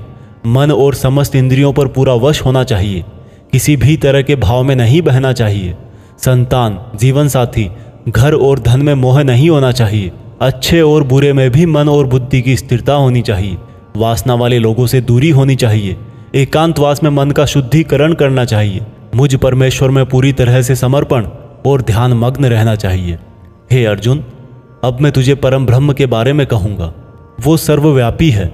वह सब इंद्रियों के साथ भी इंद्रियों के बिना है, और वह निर्गुण होकर भी सभी गुणों के साथ है। वह सभी सजीवों और निर्जीवों में है। वह दूर भी है और पास में भी, लेकिन फिर भी जानने में नहीं आता। वह ब्रह्मा की तरह जीवन उत्पन्न करता है, विष्णु की तरह पालन करता है, और शंकर की तरह विनाश भी करता है। वह अलग अलग कालों में होते हुए भी एक जैसा लगता है, और एक ही काल में भी अलग अलग तरह का होता है। वह माया का भी महामाया है, परम ब्रह्मों से भी परम है, और सब प्राणियों के साथ उनके हृदय में निवास करता है। परंतु इसके बाद भी यह जानने के योग्य है, हे अर्जुन, इस प्रकृति और पुरुष का भी कोई आरंभ नहीं है, क्योंकि प्रेम और घृणा और तीनों तरह के गुण अर्थात सत, रज और तम भी प्रकृति से ही आते हैं। कार्य और कार्यों को करने वाली इंद्रियां भी प्रकृति से ही उत्पन्न होती है। प्रकृति से जन्मा मनुष्य प्रकृति के ही गुणों को भोगता है और इन्हीं गुणों के भोग के अनुसार ही उसका जन्म और मरण तय होता है। इस तरह से जो भी मनुष्य इस पुरुष और प्रकृति के ज्ञान को जानता है वह कर्म करता हुआ भी मुझे प्राप्त होता है और मुझ परमात्मा को हर मनुष्य अपने अलग अलग तरीके से पाता है। किंतु जो मंद बुद्धि होते हैं वह तो इस ज्ञान को सुनकर और मेरी प्रकृति जानकर ही मृत्यु लोक से मुक्त हो जाते हैं। जो मनुष्य सभी कर्मों को प्रकृति से ही होने वाला मानता है वह अपनी आत्मा को अकर्ता समझकर इस भवसागर से पार हो जाता है। हे अर्जुन, जिस तरह से आसमान का पदार्थ काफी पतला होता है और इसीलिए वो दूषित नहीं होता, उसी प्रकार से यह आत्मा शरीर में सूक्ष्मता से रहती है जिससे ये कभी दूषित नहीं होती। इस प्रकार से प्रकृति, पुरुष और चेतना के ज्ञान से तू भी मुझ परम ब्रह्म को प्राप्त हो जा। दोस्तों, इस चैप्टर में यह बहुत ही बारीकी से बताया गया है किस तरह से हमारे ही कामों से हमें तकलीफ या खुशी मिलती है। मान लीजिए हमारा शरीर खेत की तरह है और हम हैं इसके किसान। अब हम जो भी इस खेत में बोएंगे फल भी उसी बीज के अनुसार हमें भविष्य में जाकर मिलता है। इसलिए यह हमारे आज के एक्शंस पर ही डिपेंड करता है कि हमें फ्यूचर में क्या मिलने वाला है। भागवत गीता अध्याय 14 प्रकृति के 3 गुण। दोस्तों, भागवत गीता के 14वें चैप्टर में हम जानेंगे कि किस तरह से हमारा स्वभाव और यह संसार 3 गुणों में बटा हुआ है। श्री कृष्ण बोले, हे अर्जुन, अब मैं तुझे संसार के उन 3 गुणों के बारे में बताऊंगा जो आत्मा को शरीर के मोह से बांधते हैं और जिन्हें जानकर कोई भी मनुष्य मुझे पा सकता है। यह तीनों गुण है सत्वगुण, रजोगुण और तमोगुण। सत्वगुण इन सभी गुणों में श्रेष्ठ है और यह ज्ञान और सुख से जोड़ता है। रजोगुण कामना और आसक्ति से उत्पन्न होता है जो कि कर्म और उसके फल में बांधता है। तमोगुण मनुष्य को भोग विलास, आलस्य और निद्रा में बांधता है। हे अर्जुन, सत्वगुण सुख देता है, रजोगुण कर्म करवाता है और तमोगुण मनुष्य को उसके स्थान से भी बहुत नीचे गिरा देता है। किन्हीं भी 2 गुणों को वश में करने से तीसरे गुण की प्राप्ति होती है। जिस पल मन में शांति और ज्ञान बढ़ा हुआ लगे उस समय यह मानना चाहिए कि सत्वगुण बढ़ रहा है। जिस पल मन में लालच और स्वार्थ का आभास हो उस समय रजोगुण बढ़ता है। जिस समय मन में अंधकार, विषयों में आसक्ति, आलस्य और निद्रा हो उस समय मनुष्य में तमोगुण होता है। सत्वगुण में मरने वाला मनुष्य परमात्मा को प्राप्त होता है। रजोगुण वाला मनुष्य फिर से जन्म लेकर मनुष्य बनता है और तमोगुण वाला प्राणी अगले जन्म में कीट पतंग बनता है। सात्विक कर्म का परिणाम है सुख, राजस कर्म का परिणाम है दुख और तामस कर्म का परिणाम अज्ञान होता है। जो व्यक्ति इस बात को जानता है कि यह 3 गुण ही उससे सब काम करवाते हैं तब वह अपने कर्तापन से और इस संसार से मुक्त हो जाता है और इस तरह से सोने, पत्थर और मिट्टी को एक जैसा समझने वाला मनुष्य परम ब्रह्म अर्थात मुझे प्राप्त हो जाता है। दोस्तों, यह 3 प्रकार सात्विक, राजस और तामस हमारी डेली लाइफ में बहुत यूजफुल हैं। अगर आप मेहनत करके कुछ उम्मीद नहीं करोगे तो आप हमेशा खुश रहोगे। अगर आप किसी अच्छे रिजल्ट की कामना करके मेहनत कर रहे हो तो कोई गारंटी नहीं कि खुशी होगी या दुख होगा। अगर आपने किसी का नुकसान करने के लिए कर्म किया है तो यह निश्चित है कि किसी न किसी समय आपको ही दुख मिलेगा। भागवत गीता अध्याय 15 पुरुषोत्तम योग। दोस्तों, गीता के 15वें चैप्टर में बताया गया है कि किस प्रकार से यह दुनिया एक इल्यूजन है और कैसे हम इसमें उलझकर रह जाते हैं। श्री कृष्ण बोले कि यह संसार बरगद के एक उल्टे पेड़ की तरह है जिसकी जड़ें ऊपर है और डालियां, पत्ते नीचे की तरफ। पत्तियां वेदों को दिखाती हैं और डालियों के अंत में फल कार्य फल के जैसा है। इस पेड़ की जितनी भी शाखाएं हैं वो 3 तरह के गुण यानी कि सत्व, रज और तम से ही बनी है। इसकी जड़ों में स्वयं परमात्मा विराजमान है। इस पेड़ की शाखाओं के अंत में नई कोंपले मनुष्य की इच्छाओं को दिखाती है। यह पेड़ हर दिशा में इस तरह से बढ़ा रहता है कि ज्ञान के अभाव में मनुष्य इसमें उलझकर ही रह जाता है और जो इस पेड़ के रहस्य को जान लेता है वह परम ब्रह्म को प्राप्त हो जाता है। इसलिए इस माया वाले जीवन रूपी बरगद के पेड़ को ज्ञान की कुल्हाड़ी से काटकर उचित योग का पालन करके उस परम ब्रह्म को ढूंढना चाहिए और जिसका मान, मोह, सम्मान, अपमान सभी नष्ट हो गए हैं और बुद्धि स्थिर हो गई है वह पुरुष इससे मुक्ति पा सकता है। और मुक्ति पाकर जिस परम पद को वे पुरुष प्राप्त होते हैं उसको कोई भी सूरज रोशन नहीं कर सकता क्योंकि वह मेरा परम धाम है। हे अर्जुन, इस मानव शरीर में आत्मा मेरा ही अंश है और यह आत्मा ही मृत्यु के बाद दूसरे शरीर में चली जाती है। यह शरीर कान, आँख, त्वचा, जीभ, नाक और मन से ही इन इंद्रियों का और वासनाओं का सेवन करता है, और यह केवल ज्ञानी जन ही जानते हैं। इस संसार में शरीर नाशवान है और आत्मा अविनाशी है, और इन सब में सबसे श्रेष्ठ है परमात्मा, जो कि सब लोगों का पालन पोषण करता है। इसलिए मैं ही पुरुषोत्तम हूँ। दोस्तों, इस चैप्टर में हमने देखा कि हम जिंदगी में बहुत बार उस चीज़ के पीछे भागते हैं जिसको हासिल करके भी हमारी इच्छा खत्म नहीं होती। हम जितनी इच्छाएं पूरी करते हैं उतनी ही और बढ़ जाती हैं। इसलिए उस इंसान को जिसको लाइफ में कुछ बड़ा करना है, उसको अपने डिटर्मिनेशन से उन इच्छाओं के जाल को काट देना है। तभी वह इस इल्यूजन वाले ट्री से परमात्मा को, यानी कि आपकी पर्सनल लाइफ के केस में सक्सेस को ढूंढ पाएगा। भागवत गीता अध्याय 16 है, 2 स्वभाव। दोस्तों, गीता के 16वें चैप्टर में बताया गया है कि मनुष्य के कौन से 2 नेचर या बिहेवियर होते हैं। श्री कृष्ण बोले, हे अर्जुन, इस संसार में 2 तरह के स्वभाव हैं, देवीय स्वभाव और असुरी स्वभाव, यानी कि देवता के समान और राक्षस के समान। पहले मैं तुझे देवीय स्वभाव के बारे में बताऊंगा। कभी भय ना करना, अपने मन को शुद्ध रखना, हमेशा परमात्मा को ही याद करना, इंद्रियों को वश में रखना, धर्म ग्रंथों का पाठ करना, किसी भी जीव को कष्ट नहीं देना, हर तरह के भाव में सम रहना, हर जीवात्मा को बराबर समझना, कभी क्रोध और मोह ना करना, क्षमा करना, धैर्य रखना, और यहाँ तक कि अपने ही गुणों का भी अभिमान नहीं करना देवीय स्वभाव है। अब मैं तुझे असुरी स्वभाव बताऊंगा। घमंड, क्रोध, सांसारिक आसक्ति, नफरत, अज्ञान, वासनाएं, आशाएं करना और शरीर को इंद्रियों के वश में रखना असुरी स्वभाव है। असुरी स्वभाव वाले ना तो सम्मान से बात करते हैं और ना ही सत्य बोलते हैं। बुरे कर्मों से जिनका स्वभाव पूरी तरह से नष्ट होकर बुद्धि मंद हो चुकी है और जो इस संसार में सिर्फ नाश का कारण ही बनते हैं, इन व्यक्तियों की इच्छाएं कभी पूरी नहीं होती। उन व्यक्तियों का सुख सिर्फ इंद्रियों के सुख तक ही सीमित है। वह हमेशा और अधिक वस्तुएं प्राप्त करने में ही लगे रहते हैं। वह हर काम को करने वाला खुद को ही मानते हैं। वे सिर्फ दिखावे के लिए ही धर्म और दान करते हैं। देवीय स्वभाव से मुक्ति होती है, जबकि असुरी स्वभाव से बंधन उत्पन्न होता है। असुरी स्वभाव वालों को तो मैं बार बार असुरों में ही जन्म देता हूँ। इस तरह से असुरी हमेशा नीचे गिरते रहते हैं। हे अर्जुन, काम, क्रोध और लोभ ही नरक के 3 द्वार हैं। इसलिए इनको जितना जल्दी हो छोड़ देना चाहिए। जो भी मनुष्य इन तीनों नरक के द्वारों को छोड़ देता है वह तो फिर मेरे ही आश्रय में आता है। इसलिए हे अर्जुन, तू शास्त्रों सहित इस देवीय स्वभाव को प्राप्त करके आगे बढ़ता जा। दोस्तों, इस चैप्टर का मीनिंग तो आपको आसानी से समझ में आ ही गया होगा। आखिर में जो 3 नेगेटिव फैक्टर्स बताए गए हैं, वासनाएं, गुस्सा और लोभ, यह सबसे बड़े दुश्मन है। इनसे जरा बच के रहना। भागवत गीता अध्याय 17, श्रद्धा के रूप। दोस्तों, गीता के 17वें अध्याय में आप जानेंगे कि कर्मों को, भोजन को, यज्ञ को, तप को, ज्ञान वगैरह को कौन से 3 भागों में बांटा गया है। अर्जुन बोले, हे कृष्ण, जो मनुष्य शास्त्रों को छोड़कर देवों की पूजा करते हैं वो क्या है, सात्विक, राजस या तामस?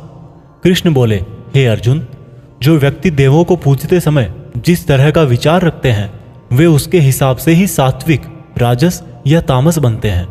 सात्विक लोग देवताओं को पूजते हैं, राजस यक्ष और राक्षसों को, और तामस प्रेतों को। जो मनुष्य शास्त्रों से दूर रह के भी मन से कठिन निर्णय लेता है और कर्म करता है और कर्म को ही तप मान करके करता है, वह भी इस संसार से मुक्त है। जिस तरह से भोजन भी सात्विक, राजस और तामस होता है, उसी तरह से यज्ञ, तप और दान भी 3-3 प्रकार के होते हैं। फलों से किया गया भोजन सात्विक होता है। राजस भोजन स्वाद में तीखे, जैसे कि मीठे, खट्टे, बहुत गर्म आदि होते हैं, और तामस भोजन में जैसे दुर्गंध वाले, बिना रस के, अधपके, अपवित्र आदि हैं। इस तरह यज्ञों में शास्त्र विधि से नियत और फल की इच्छा रहित किया गया यज्ञ सात्विक है। केवल फल प्राप्ति को ध्यान में रखकर किया गया यज्ञ राजस यज्ञ है। शास्त्रों के विरुद्ध, दान रहित और श्रद्धा रहित किया गया यज्ञ तामस यज्ञ है। इसी तरह से तपों में ऐसा तप जो फलों की इच्छा से रहित हो, सात्विक तप कहलाता है। किसी वस्तु की प्राप्ति के लिए किया गया यज्ञ राजस तप कहलाता है, और किसी की हानि करने के लिए किया गया तप तामस तप कहलाता है। इस प्रकार से दान में बिना खुद को श्रेय दिए जिसको जो आवश्यकता हो वह दान कर दिया जाए और यह समझा जाए कि दान ही कर्तव्य है, वह दान सात्विक दान कहलाता है। जैसे कि भूखे को खाना खिलाना, वस्त्रहीन को वस्त्र पहनाना, अकाल क्षेत्र में अन्न दान करना। जो दान उसके फलों को दृष्टि में रखकर खुद का मान बढ़ाने के लिए, स्वर्ग की प्राप्ति के लिए और दान के बदले में वापस प्रत्युपकार की चाह में दिया गया हो, वह राजस दान कहलाता है। जो दान बिना सम्मान के किसी को अपमान करके बलपूर्वक दिया जाता है या किसी अयोग्य को दिया जाता है तो उसको तामस दान कहते हैं। श्रद्धा सहित, फल की इच्छा रहित और जगत कल्याण के लिए किया गया दान, यज्ञ और तप मनुष्य को इस संसारी माया से मुक्त करके मुझ में विलीन करता है। दोस्तों, इस चैप्टर में आपने सुना कि हर कर्म के 3 प्रकार होते हैं और इन कर्मों को करते टाइम आपके मन में जैसी भावना या जैसा मकसद होता है उसी तरह से आपको फल मिलता है। और ये तीनों प्रकार हैं सत, रज और तम। सत सबसे अच्छा माना गया है, तम सबसे गिरा हुआ माना गया है। सत का मतलब है आप जो भी काम करें, मेहनत करें, उसमें एकदम इमोशनली स्टेबल होकर, बिना उस काम के रिजल्ट के बारे में सोचे, बिना उस काम को करने का क्रेडिट लिए, खुद के मन की शुद्धता और संसार का कल्याण करने के लिए करें।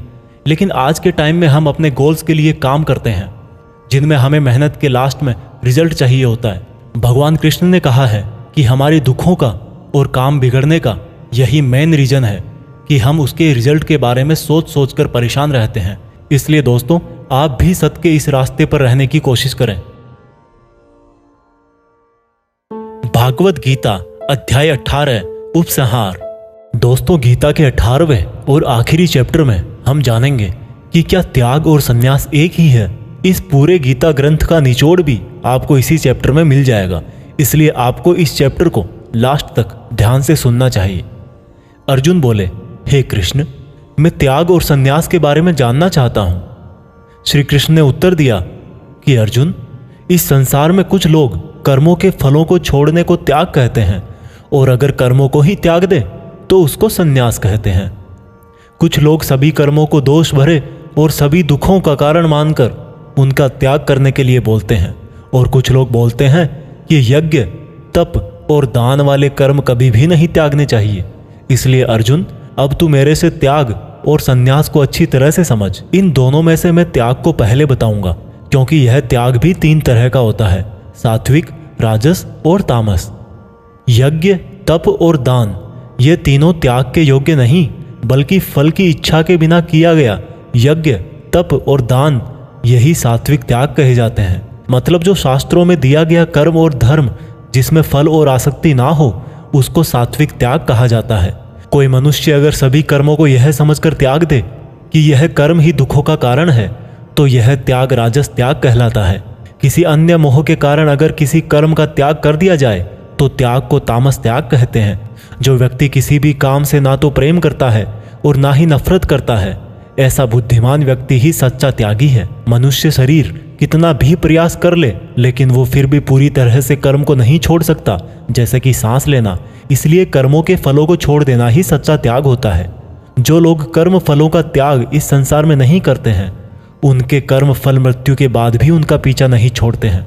हे अर्जुन, मनुष्य मन, वाणी और शरीर से जो भी अच्छा या बुरा काम करता है वह 5 तरह से होता है। करने वाले के द्वारा, उसके शरीर के द्वारा, उसकी ज्ञानेंद्रियों के द्वारा, उसकी कर्मेंद्रियों के द्वारा या फिर उसके पूजनीय देवताओं के द्वारा। ज्ञाता, ज्ञान और ज्ञेय ये 3 प्रकार की कर्म प्रेरणा है। कर्ता, कारण और क्रिया ये 3 तरह के कर्म संग्रह है। अर्जुन, ज्ञान, कर्ता और कर्म ये तीनों भी 3 तरह के हैं। जिस ज्ञान में परमात्मा को अमर और अनंत माना जाता है वह ज्ञान सात्विक है। जिस ज्ञान में परमात्मा को अलग अलग समयों में अलग अलग नामों से जाना जाता है वह राजस ज्ञान है। और जो ज्ञान सात्विक ज्ञान और राजस ज्ञान के बाहर है वह तामस ज्ञान है। जो कर्म श्रद्धा रहित और फल की इच्छा के बिना किया जाता है वह सात्विक कर्म कहलाता है। जो कर्म कुछ पाने के लिए किया जाता है वह राजस है और जो कर्म किसी का नुकसान करने के लिए किया जाता है वह तामस कर्म है।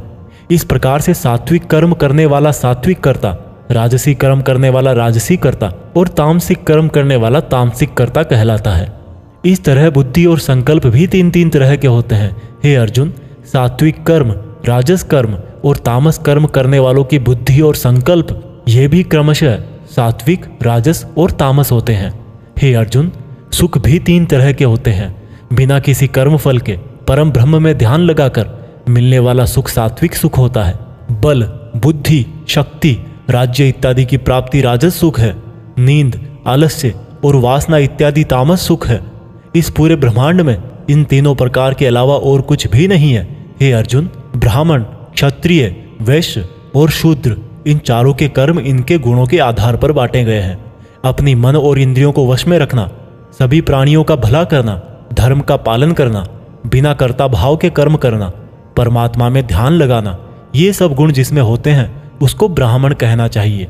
बल, बुद्धि, दान, वीरता, शासन, ये सब क्षत्रिय के कर्म है। खेती, व्यापार इत्यादि वैश्य का काम है तथा इन सब वर्णों की सेवा करना शूद्र का कर्म है। हे अर्जुन, दूसरों के धर्म और कर्म से तो अच्छा है भले ही कम गुणों वाला हो, लेकिन अपना ही कर्म और धर्म निभाएं, और ऐसा करना ही मोक्ष के द्वार खोलता है। मानव कर्मों में कुछ ना कुछ कमियां तो रहती ही है, फिर भी उसको खुद का कर्म नहीं छोड़ना चाहिए। जिस तरीके से कोई व्यक्ति भगवान को पा सकता है वह अब मैं तुझसे सारांश में कहूंगा। हमेशा और हल्का भोजन करने वाला, हमेशा और हल्का भोजन करने वाला, अपने देश का धर्म निभाने वाला, इच्छाओं का त्याग करके एकांत में ज्ञान का अध्ययन करने वाला, मन, वाणी, शरीर को वश में रखने वाला, लाभ हानि, सजीव निर्जीव, मित्र शत्रु, इन सब को बराबर समझने वाला, घमंड, बल, मोह रहित और शांति सहित भगवान से अनंत भक्ति प्रेम करने वाला सदा के लिए मेरे पास आ जाता है। इस तरह का ब्रह्म योगी ना तो कोई आशा करता है, ना ही स्वयं को या दूसरों को दोष देता है, और ना ही दुख और सुख में विचलित होता है। इस तरह का परम योगी सब कर्म करता हुआ भी स्वयं को कर्ता ना समझकर मुझ परमात्मा को ही कर्म करने वाला समझता है। हे अर्जुन, इस तरह से तू भी इन बातों को समझकर अगर अपना धर्म और कर्म निभाएगा तो तू भी मुझ में परम पद पाएगा। और अगर तू इस तरह बोलकर कि मैं युद्ध नहीं करूंगा, मेरे ज्ञान को नहीं मानेगा, तो अपने धर्म, कर्म और परमार्थ से भटक जाएगा और नष्ट हो जाएगा। हे अर्जुन, तेरे अंदर भी मैं ही हूं, इसलिए तू सब मोह छोड़कर और इस माया से बाहर निकलकर अपना कर्म और धर्म युद्ध कर। इसी से तू मुझ भगवान के धाम में ऊंचा स्थान प्राप्त करेगा। अर्जुन, मैंने पूरे रहस्यमयी और गोपनीय ज्ञान तुझे अच्छी तरह से बता दिए हैं, फिर भी तू अब जो समझ कर करना चाहे वैसा करना। लेकिन अर्जुन, तू मुझे बहुत ही प्रिय है, इसलिए मेरा ही भक्त बन और मुझे ही सदा प्रणाम कर। मैं प्रतिज्ञा करता हूँ कि ऐसा करने से तू मेरे ही पास आएगा। फिर भी यदि तुझे ऐसा लग रहा है कि तू पाप करने जा रहा है, तो जब तू मेरी ही शरण में आ जाएगा तो मैं तेरे पूरे पापों को माफ कर दूंगा। इसलिए तू दुखी मत हो। और अर्जुन, तू इस दिव्य ज्ञान को उस व्यक्ति से मत कहना जो इसको सुनना नहीं चाहता, या भक्ति और कर्म नहीं करना चाहता, या परमात्मा में दोष निकालता हो। परंतु तू जिस भी मेरे भक्त को मेरा प्रिय समझकर यह ज्ञान कहेगा, वह भक्त इस संसार में मेरा सबसे प्रिय भक्त होगा। इस गीता ज्ञान को समझना ही वास्तविक ज्ञान यज्ञ है, और इस ज्ञान यज्ञ से भी कोई भक्त मुझे प्राप्त कर सकता है। हे अर्जुन, अब मुझे यह बता, क्या तेरा अज्ञान मिट गया है? अर्जुन उठकर बोले, हे परम ब्रह्म श्री कृष्ण, मैंने आपका संपूर्ण ज्ञान अपनी बुद्धि में बिठा लिया है और अब मैं स्थिर हूँ, और जैसा आपने मार्गदर्शन किया है मैं ठीक उसी प्रकार से अपने कर्तव्य और धर्म का पालन करूंगा। दोस्तों, चाहे कितनी भी मुश्किलें आए, जो इंसान खुद भगवान कृष्ण की इन बताई गई बातों को फॉलो करता है, उनको अपने जीवन में उतारता है, उसकी ना केवल पूरी प्रॉब्लम सॉल्व हो जाती है, बल्कि उसे जीने का, अपने सपनों को हासिल करने का तरीका भी पता लग जाता है। कुछ लोग ये भी बोलते हैं कि गीता ज्ञान सिर्फ हिंदू धर्मों का ग्रंथ है, जबकि भगवान ने खुद कहा है कि व्यक्ति जाति और धर्म से नहीं, गुणों से ब्राह्मण होता है, और इस भागवत गीता पर सभी मनुष्यों का बराबर हक है। आज की ये दुनिया कर्म भूमि है। कर्म और मेहनत का सिद्धांत सबके लिए एक होता है। इसलिए आप सब लोग इस गीता ज्ञान को बार बार सुने, हर एज के पुरुष और महिलाओं को सुनाएं, ताकि आप अपनी कर्मस्थल के अर्जुन बनकर अपने जीवन का लक्ष्य हासिल कर सको। जय श्री कृष्णा। जय हिंद। वंदे मातरम।